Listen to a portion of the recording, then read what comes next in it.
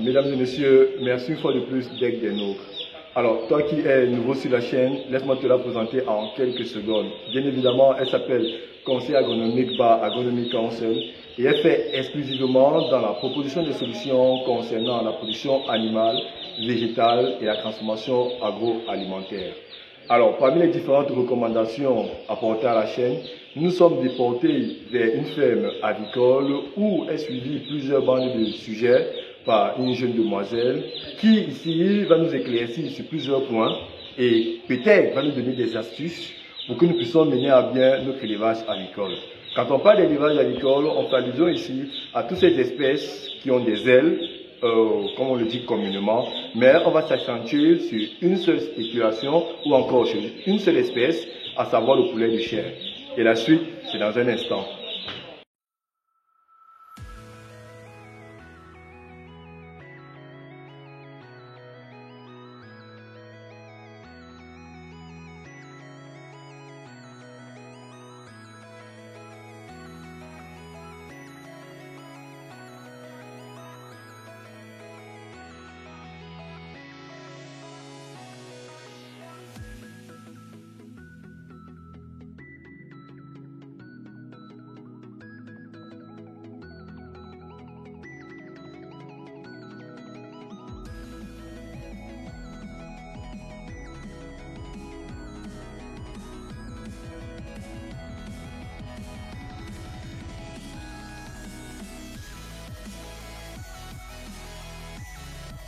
Alors, comme je le disais au préambule de mes propos, nous nous sommes déportés dans cette ferme et nous avons rencontré cette jeune fille, ou bien jeune dame autant pour moi, qui, n'est-ce pas, va nous donner son astuce pour réussir un élevage de poulet de chair.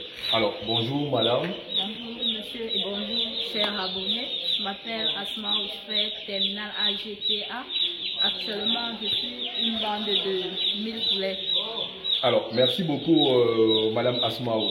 Alors, je vous avais dit en préambule de mes propos qu'elle allait nous donner une astuce ou bien plusieurs éléments qui vont nous permettre à réussir notre élevage avicole. Alors, pour préambuler, dites-nous un peu, c'est quoi une poussinière? Une poussinière, c'est un espace réservé aux poussins d'un jour. Oui. Et bien évidemment, c'est un espace réservé aux poussins d'un jour. Mais ce que nous voulons savoir, c'est quels sont les différents équipements qu'on peut rencontrer dans une poussinière. Dans une poussinière, on peut retrouver des abreuvoirs, des mangeoires et des litières et un type de chauffage réservé. Parlant justement du type de chauffage réservé, nous savons que nous avons plusieurs types de chauffage. Nous avons des chauffages avec des lampes tempête, nous avons des chauffages avec le radiant, nous avons des chauffages avec du charbon, d'autres même utilisent du bois. Alors vous, quel type de chauffage utilisez-vous principalement? Bon, moi j'ai préféré utiliser du bois parce que c'est moins coûteux. Oui. Et pour ce faire, y a-t-il un équipement adéquat? Les fours sont disposés comment et comment faites-vous, n'est-ce pas, pour avoir quelque chose de suffisamment conséquent? Nous allons entrer dans le bâtiment pour que je vous présente des fours. Alors, allez, mets pour vous le tunnel de place. Je commence.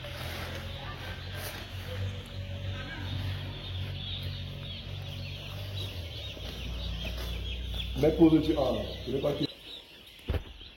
Là, nous avons un fût qu'on a sectionné en deux pour mettre des fagots de bois. Justement, on a choisi de mettre dans ce type de dispositif parce qu'elle est profonde et large par rapport à la jambe, quoi. Monsieur aussi, position. C'est bon. Ici, nous avons de l'aliment pré-démarrage, quoi. Ici, nous avons de l'aliment pré-démarrage. La taille des matières sont réglées.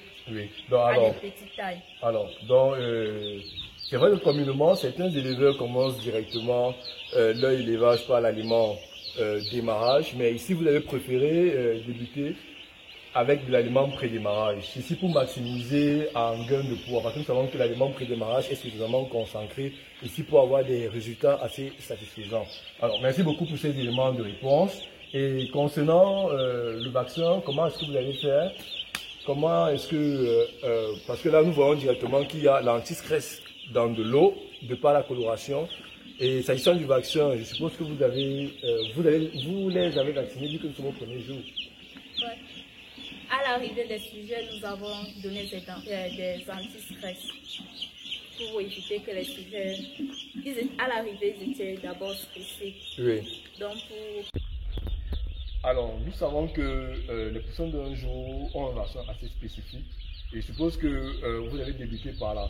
Alors, comment est-ce que ça s'est passé et quel est ce vaccin? Nous avons donné le vaccin du Newcastle au sujet de leur arrivée. Oui. Et il se procède comment? Comment est-ce qu'on calcule cela pour donner au sujet? Ça se passe, le nombre de... Alors, merci beaucoup. Donc, vous nous dites que c'est le nombre de sujets fois le nombre de jours divisé par la dose. Et je suppose que c'est à partir de cela que vous avez eu à avoir ce résultat. Actuellement, nous observons une solution assez importante dans notre boisson. C'est quoi concrètement? C'est l'anti-stress. Ah, ok. Oui, donc là, après le vaccin et le stress du transport, vous avez administré l'anti-stress ici pour qu'ils puissent retrouver leur état normal. Alors, merci beaucoup pour ces éléments de réponse, Madame Asmaou, et j'espère que les uns et les autres ont eu des éléments assez importants ici pour la préparation de leur poussinière. Donc, comme vous pouvez bien le constater, ce bâtiment est recouvert de bâches noires, ici pour empêcher l'infiltration du vent, creux de vent, et aussi imposer la chaleur à l'intérieur. Vous savez, tout ce qui est noir conserve la chaleur. Donc, d'où est venue l'idée de mettre les bâches noires. Et là, nous avons ce résultat qui est assez promoteur. Alors, pour toute personne ayant des questions, ayant trait à l'initiation d'un élevage agricole, spécifiquement le poulet de chair, n'hésitez pas à nous les faire savoir en commentaire et nous ferons le plaisir de vous répondre. Ceci, gardez la forme.